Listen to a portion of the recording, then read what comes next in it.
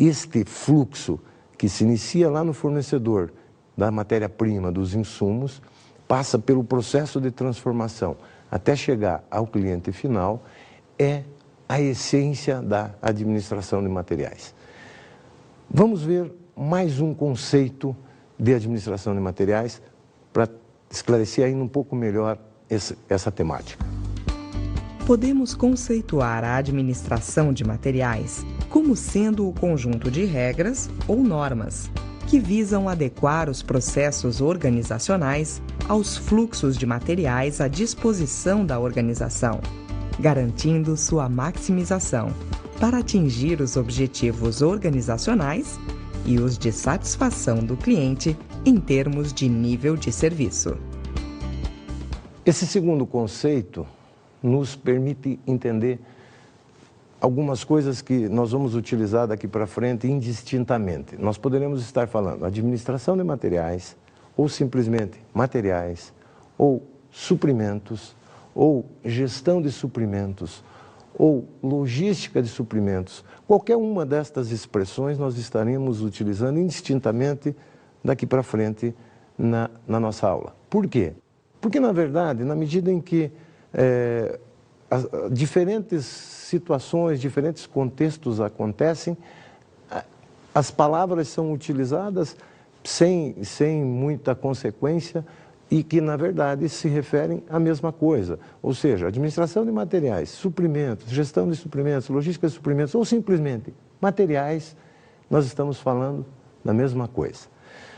Vamos entender um pouquinho como que as organizações evoluíram. Vamos entender como aconteceu a evolução das organizações e da administração de materiais ao longo do tempo. Para entendermos essa evolução, como que aconteceu essa evolução da administração de materiais, a gente pode dizer o seguinte: até praticamente a Segunda Grande Guerra Mundial, as organizações não tinham uma organização em termos de definir as suas áreas de atuação, aquilo que a gente chama em administração de departamentalização. Então não existia, na verdade, uma situação em que a gente pudesse dizer assim, isso aqui é administração de materiais, isso aqui é logística de suprimentos. Então o que acontece? Vamos fazer um histórico a partir da Segunda Guerra Mundial, ou seja, até a década mais ou menos de 1940, entre 40 e 50, nós não tínhamos. Então, na verdade, a gente começa a entender essa situação a partir do momento em que nós terminamos a Segunda Guerra Mundial. Por quê? O que acontecia até então? Até então, a gente chama a fase do campo ao mercado. Não existia uma preocupação das organizações em produzir. Porém, o que a gente não pode esquecer é que a Segunda Grande Guerra Mundial praticamente destrói toda a área onde aconteceu, né, o chamado teatro de operações, ou seja, aonde a guerra efetivamente aconteceu, nós vimos destruição.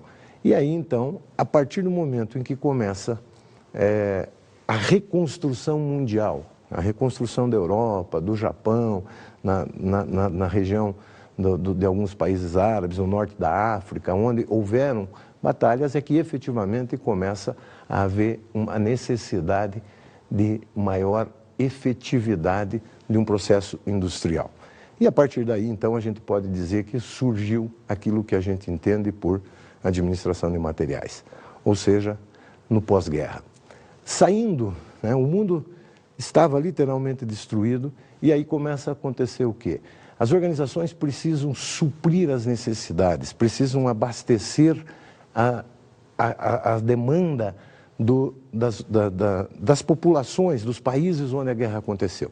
Muito bem, o que isso acontece? Isto leva ao fato de que nesse cenário de reconstrução, as organizações construíram grandes instalações para poder produzir grandes volumes para atender uma demanda reprimida. Na verdade, uma demanda que a gente pode dizer por praticamente tudo. Então, as organizações precisam se organizar e se estruturar em função de grandes volumes. O cenário onde ocorreu a guerra foi praticamente a Europa e o Japão. Em situação de guerra, os envolvidos não apenas visam objetivos militares, mas também instalações industriais de seus inimigos, de onde saem equipamentos e suprimentos. Isso significa que, ao término da Segunda Grande Guerra Mundial, a capacidade produtiva mundial encontrava-se seriamente reduzida. Ao mesmo tempo, a capacidade de demanda, reprimida por muitos anos durante a guerra, estava vivendo um período de bolha de consumo. Como nós podemos perceber, o cenário onde aconteceu a guerra foi essencialmente no continente europeu, no Japão, um pouco do norte da África, outras regiões. Mas essencialmente essas regiões destruídas, demandando grandes volumes. Neste momento, as indústrias produzem, então, para satisfazer essas demandas, mas a grande preocupação das organizações é exatamente produzir grandes volumes para conseguir o quê? Redução de custos operacionais. É exatamente nesse final aí da década de 50 é que surge uma preocupação enorme em atender os clientes que estavam carentes de absolutamente tudo em virtude do tempo de duração da guerra. Surge nesse final de década um conceito que é o conceito de lote econômico de fabricação. Justamente porque o lote econômico de fabricação se consegue quando se tem grandes volumes de produção e ele visa fazer um lote de produção que seja o mais econômico, um lote de fabricação que permita a redução de custos, portanto, possibilitando que as organizações consigam ter o menor custo operacional possível. Esse é o pano de fundo da década de 50. Na década seguinte, a década de 1960, o que acontece? O mundo estava já abastecido nas suas necessidades. E aí as organizações começam a ter que se preocupar em satisfazer outro tipo de necessidade dos clientes. A década de 60 se caracteriza exatamente como a grande década do marketing. O marketing passa a ser a preocupação central das organizações. O motivo de preocupação das organizações passa a ser o marketing. Por quê? Porque elas precisam agregar valor aos produtos, porque não basta mais apenas ter bons produtos. É necessário adicionar alguma coisa além. É nessa época que surgem os principais conceitos do marketing, os conceitos que ainda hoje são trabalhados, e também surgem os grandes supermercados, surgem lojas de departamento de uma maneira diferenciada do que até então havia. Na década seguinte, a década de 1970, ela se inicia com uma situação completamente atípica. Essa década, ela fica conhecida como sendo, talvez, a década dos investimentos de capitais. Mas ela começa lá no início da década com um fato marcante, que foi exatamente a crise do petróleo. Em 1973, quando o barril de petróleo sai de qualquer coisa de $5, vai a $30 o barril.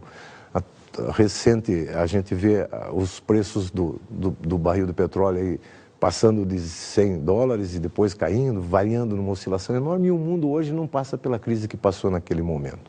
Porém, naquele momento, nunca os produtores de petróleo ganharam tanto dinheiro quanto se ganhou naquele instante. Portanto, o que acontece? Há uma onda muito grande de investimentos de capitais. O mundo inteiro passa a receber dinheiro oriundo dos chamados petrodólares. E aí, consequentemente, as organizações têm que se focar aonde? Nos seus processos produtivos. Se eu tenho recursos de terceiros, eu preciso remunerar esses recursos de terceiros, e esses recursos são remunerados com juros. Portanto, eu tenho que garantir eficiência operacional da área de materiais, da área de suprimentos. Essa é a característica maior na década de 70. A década de 1980, ela se caracteriza por uma coisa fundamental, que é o gerenciamento pela qualidade total, a chamada gestão pela qualidade ou gestão da qualidade.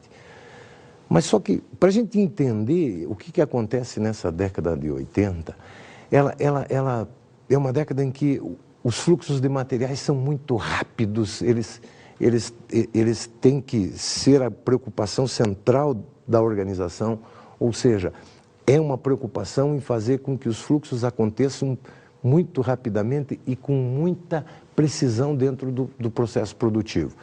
O foco da área de materiais, da área de suprimentos, passa a ser na qualidade. Para a gente entender um pouquinho isso, a gente tem que voltar um pouco na história e entender um movimento que vai se refletir depois na década seguinte, que é a década de 1990. Eu já vou retomar um pouquinho essa história. Fique ligado aqui na aula para você não perder, porque senão você não vai entender depois o que nós vamos falar dessa década seguinte. Na década seguinte, o que acontece? Nós vemos uma competição. A questão é uma velocidade enorme e as empresas atuando globalmente, como resultado do que aconteceu na década anterior, que foi uma competitividade baseada na qualidade. Por que aconteceu esse movimento dessa competitividade baseada na qualidade? Vamos retomar um pouquinho. História. Lá na década de 60, tinha um japonês chamado Taiichi Ohno, que estudava nos Estados Unidos. E ele vivenciou aquele fenômeno dos supermercados surgindo e tal. E ele enxerga uma coisa que ele diz assim, puxa vida, eu preciso fazer alguma coisa na minha empresa que possa ser parecido com isso. Esse japonês, Taiichi Ohno, ele trabalhava numa empresa chamada Toyota Motors Company. Todo mundo já imagina do que eu estou falando, né? Estamos falando do Just in Time. Isso. O Ohno, ele simplesmente enxergou lá nos supermercados uma coisa maravilhosa. Ele viu que aquelas gôndolas, as prateleiras, né, do supermercado, as gôndolas, elas não tinham grandes espaços para armazenagem. Porém, elas nunca estavam vazias. Ele enxergou ali uma rápida reposição dos estoques. Na década seguinte, 70, ele volta para o Japão e leva a ideia. Por quê? Porque o Japão tem um problema. O Japão está longe de mercado fornecedor, está longe de mercado consumidor e tem pouco espaço físico disponível para as organizações. Elas não têm grandes espaços para estoque, então elas têm que trabalhar com pequenos volumes de estoque se elas quiserem ser eficientes. E ele leva o conceito de reposição rápida das gôndolas do supermercado para onde? Para o chão de fábrica na Toyota. E na década de 70, as empresas japonesas, não só a Toyota, mas as empresas japonesas como um todo, conseguem efetivamente resultados a partir de programa que havia surgido na década anterior, que era a questão da gestão da qualidade. Por quê? Porque duas figuras eminentes, o Deming e o Juran, tinham passado um tempão lá no Japão pregando para as pessoas a questão de gerenciar qualidade. E os japoneses fizeram isso nos anos 70, incomodaram todo mundo. Na década de 80, o mundo reage para fazer frente àquilo que aconteceu com os japoneses na década de 70. E aí a gente chega nos anos de 90 com a onda da globalização. As empresas enfrentam um fenômeno de globalização e para isso elas desenvolvem preocupações com as questões como parcerias, preconizadas lá pela gestão da qualidade, as preocupações com as questões ecológicas, que são uma preocupação social. Isso exige o quê? Isso exige que os processos produtivos foquem em novas técnicas de gerenciamento. Essas novas técnicas baseadas exatamente no just-in-time e em outras ferramentas de produção rápida. A área de suprimentos, para conseguir isso, precisa ter foco aonde? Em processo. Precisa fazer a integração dos processos.